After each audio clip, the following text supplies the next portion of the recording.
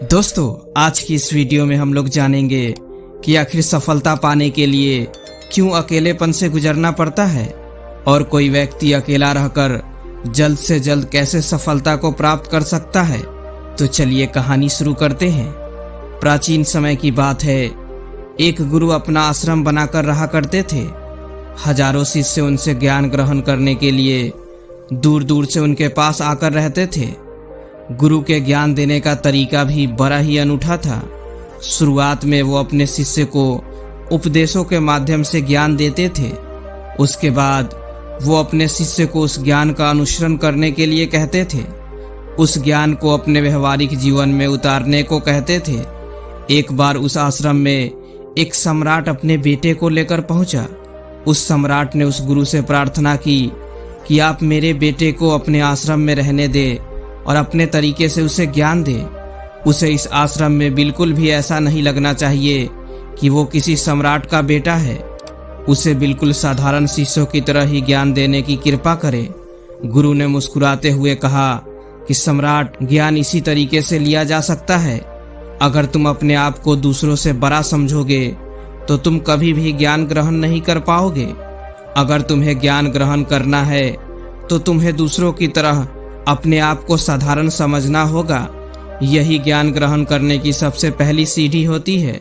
तुम निश्चिंत रहो, आज से तुम्हारे बेटे की जिम्मेदारी मेरे कंधों पर रही। ये कहकर गुरु सम्राट के बेटे को अपने साथ लेकर समुद्र के किनारे टहलने के लिए निकल गए। आश्रम के बाकी सभी बच्चे उस सम्राट को देख रहे थे। सम्राट अपने बेटे को अपने रथ पर बिठाकर लाया था, इसलिए सभी बच्चे समझ गए थे कि ये सम्राट का बेटा है। इसी वजह से आश्रम के सभी बच्चे सम्राट के बेटे की तरफ आकर्षित हो गए थे। जब गुरु सम्राट के बेटे को लेकर समुद्र पर टहल रहे थे तो सम्राट का बेटा अचानक फूट फूट कर रोने लगा, क्योंकि अभी वो सिर्फ 12 वर्ष का था और 12 वर्ष की आयु में उसके पिता उसे अपने से दूर छोड़कर चले गए थे। ये सदमा वो बच्चा सहन नहीं कर पा रहा था। वो नहीं समझ पा रहा था कि उसके पिता उसकी भलाई के लिए उसे उस गुरु के पास छोड़ कर गए हैं। उसे रोते हुए देखकर गुरु ने कहा कि बेटा, मैं तुम्हें चुप नहीं कराऊंगा। हो सकता है कि मैं आज तुम्हारे आंसू पोंछ दूं, लेकिन कल तुम फिर अपने आप को अकेला पाओगे। याद रखना, जीवन में इंसान अकेला आता है और अकेला ही जाता है। जितनी जल्दी जो इंसान इस बात को समझ लेता है, वो उतनी जल्दी आत्मज्ञान के रास्ते पर निकल पड़ता है।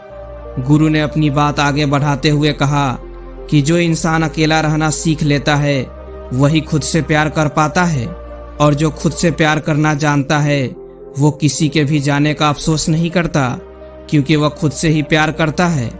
धीरे धीरे तुम आश्रम के माहौल में ढल जाओगे। शुरुआत में तुम्हें समस्या आ सकती है, लेकिन कुछ दिनों के बाद तुम इसे आत्मसात कर लोगे। उसके बाद तुम्हें यही जगह बहुत अच्छी लगने लगेगी। ये जगह तुम्हें अपनी महल जैसी लगने लगेगी। संध्या हो चली थी। समुद्र के दूसरे छोर पर सूरज डूबने लगा था और अपनी लालिमा पूरे आसमान में बिखेर रहा था। बड़ा ही सुंदर दृश्य था और गुरु शिष्य को अपने साथ लेकर आश्रम में वापस लौट आए। उस शिष्य को भी थोड़ी सांत्वना मिली, क्योंकि गुरु की आंखों में एक अभूतपूर्व शांति झलक रही थी। और जब हम किसी एकांतवासी गुरु की आंखों में वो शांति देख लेते हैं तो हमारे हृदय में से भी सारा भार हट जाता है और मन एकदम निर्मल हो जाता है।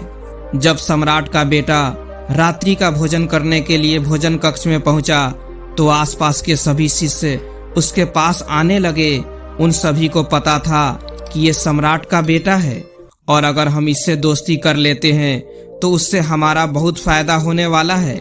यही सोचकर आश्रम के ज्यादातर बच्चों ने उसे घेर लिया था। बस कुछ बच्चे जो अकेले रहने का महत्व समझते थे, जो दिखावे में विश्वास नहीं करते थे, वो उस सम्राट के बेटे के पास जाने की बजाय अपना पूरा ध्यान खाने पर लगा रहे थे और एकांत में बैठकर अपना भोजन कर रहे थे। कुछ दिनों के बाद सम्राट के बेटे की आश्रम के ज्यादातर बच्चों के साथ दोस्ती हो गई। अब वो आश्रम में उन बच्चों के साथ घूमता, उन्हीं के साथ अपना ज्यादातर समय बिताता। आखिर वो सम्राट का बेटा था, सुख सुविधाओं में पला बड़ा था। आसपास बहुत से दास और दासियां होते थे। आसपास अपने मित्रों से घिरे होना, वही दिनचर्या उसने इस आश्रम में भी अपना लिया था। ऐसा नहीं था कि गुरु को ये सब पता नहीं था, पर गुरु उसे अलग तरीके से ज्ञान देना चाहते थे। बच्चों को ज्ञान आप उपदेश देकर नहीं दे सकते हैं, उन्हें साक्षात्कार करना पड़ता है। उसके बाद उन्हें वो बात समझ आती है जो आप समझाना चाहते हैं। गुरु को ये बात पता थी कि अगर मैं इसे बोलकर बताऊंगा तो ये कभी समझ नहीं पाएगा। मुझे इसे दिखाना पड़ेगा, इसे एहसास कराना पड़ेगा कि अकेले रहने से ही तुम अपनी शक्तियों को जान पाओगे। ये सीख देने के लिए गुरु एक दिन उस शिष्य को अपने साथ एक पहाड़ी की चोटी पर ले गए। पहाड़ी पर पहुंचकर गुरु ने उस शिष्य से कहा कि अब तुम्हारा ज्ञान पूरा हो चुका है, बस एक आखिरी रात तुम्हें यहाँ पर बितानी होगी। उसके बाद अगले दिन शाम को मैं तुम्हारे राजमहल में तुमको पहुँचा दूंगा। वो बच्चा तो ये सुनकर बहुत खुश हो गया कि अब मैं वापस अपने राजमहल चला जाऊंगा, फिर से मेरे दास और दासियाएं, सारी भोग की वस्तुएं मेरे पास होगी। उस शिष्य ने गुरु से पूछा, गुरुजी, मुझे आज रात आप यहाँ पहाड़ी पर क्यों छोड़ रहे हैं? आखिर मुझे कौन सा आखिरी ज्ञान यहाँ से मिलेगा? गुरु ने मुस्कुराते हुए कहा कि यहाँ पर चट्टान के पीछे तुम्हें छुपकर बैठना होगा। यहाँ पर रोज रात को एक बाज आता है, तुम्हें उस बाज को देखना है, बड़े गौर से देखना है, हर गतिविधि देखनी है, और उस बाज को देखने के बाद अगले दिन अगर तुम उस बाज की खूबियां मुझे बता पाए तो मैं तुम्हें तुम्हारे राजमहल वापस भिजवा दूंगा। और हाँ, सुबह आने से पहले एक बात पर और ध्यान देना, एक चरवाहा यहाँ पर अपनी भेड़ों को चराने के लिए आता है, तुम्हें उन भेड़ों की गतिविधियां भी देखनी है। याद रखना, बाज की गतिविधि रात को और भेड़ों की गतिविधि सुबह में। अगर तुम दोनों की गतिविधि ध्यान से देखकर मुझे बता पाए तो तुम इस आश्रम से हमेशा के लिए आजाद हो जाओगे, तुम्हारा ज्ञान पूरा हो जाएगा। मैं तुम्हारे पिता को कह दूंगा कि ये बच्चा हमारे आश्रम का सबसे ज्ञानी बच्चा है। ये कहकर गुरु अपने आश्रम में वापस लौट आए और बच्चा वहीं पर उस चट्टान के पीछे खड़ा हुआ उस बाज का इंतजार करने लगा। काफी वक्त बीत जाने के बाद वहां पर एक बाज अपने बच्चों के साथ पहुंचा। सम्राट के बेटे ने पूरी रात उस बाज की गतिविधि बड़े ही ध्यानपूर्वक देखा और सुबह होने के बाद जब चरवाहा वहां पर अपनी भेड़ों को लेकर पहुंचा तो उसने एक अद्भुत दृश्य देखा कि वो बाज भेड़ की एक मेमने को अपने पंजों में दबाकर आसमान में उड़ गया। उसने उस भेड़ के बच्चे का शिकार कर लिया था। ये सारा दृश्य देखकर वो बच्चा आश्रम में वापस अपने गुरु के पास पहुंचा। इससे पहले कि गुरु उससे कुछ पूछते, उसने गुरु को प्रणाम करते हुए कहा कि गुरुदेव, आप आश्रम के सभी बच्चों को यहाँ पर बुला लीजिए। मैं सब लोगों को बताना चाहता हूँ कि मैंने वहाँ क्या देखा। जब आश्रम के सभी बच्चे वहाँ पर पहुँच गए तो सम्राट के बेटे ने कहना शुरू किया कि मैंने अपने जीवन में बहुत से पक्षियों को देखा है, लेकिन बाज उन सभी पक्षियों में से सबसे अद्भुत और सबसे अलग होता है। उदाहरण के लिए, एक तोता हम सभी ने देखा है। तोता बोलता तो बहुत है लेकिन कभी ऊंचा नहीं उड़ पाता, लेकिन एक बाज जो कि हर समय शांत रहता है, वो आकाश को भी छू सकता है। उसमें आकाश को भी छू लेने का क्षमता होता है। जब भी बाज एक बार अपने शिकार को निश्चित कर लेता है तो वो उसी शिकार पर अपनी नजर गड़ाए रहता है, चाहे वो कितनी भी ऊंचाई पर क्यों ना हो, चाहे कितना भी बड़ा तूफान क्यों ना आ जाए, लेकिन उसकी नजर हमेशा अपने लक्ष्य पर स्थिर रहती है।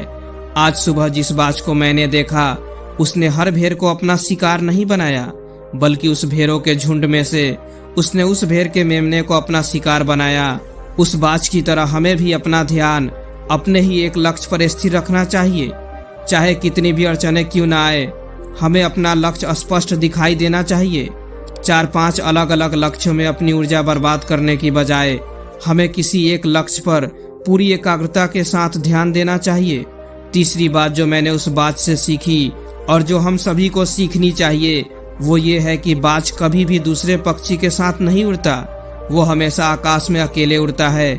इससे हमें ये सीख लेनी चाहिए कि हमें कभी भी छोटी सोच वाले लोगों के साथ नहीं रहना चाहिए। आखिरकार हम भी वही बन जाते हैं जिनके साथ हम रहते हैं। इसलिए या तो बड़ी सोच वालों के साथ रहो या फिर अकेले रहो, क्योंकि जब हम अकेले रहते हैं तभी हम खुद की ताकत और खुद की कमजोरियों को जान पाते हैं। कमजोरियों को जानकर उनको दूर कर सकते हैं और अपनी ताकत को जानकर उसका सही इस्तेमाल कर सकते हैं। लेकिन ये तभी संभव होगा जब हम अकेले रहना सीखेंगे। चौथी सीख जो हमें एक बात से सीखनी चाहिए एक बाज हमेशा अपनी सीमाओं से ऊपर उठकर उड़ता है। जब तूफान आता है तो हर एक पक्षी अपने घोंसले की तरफ भागता है, खुद को छुपाने की जगह ढूंढता है। लेकिन बाज ऐसा कुछ भी नहीं करता। वो खुद की सीमाओं को तोड़कर ही बादलों से भी ऊपर उड़ने का प्रयास करता है।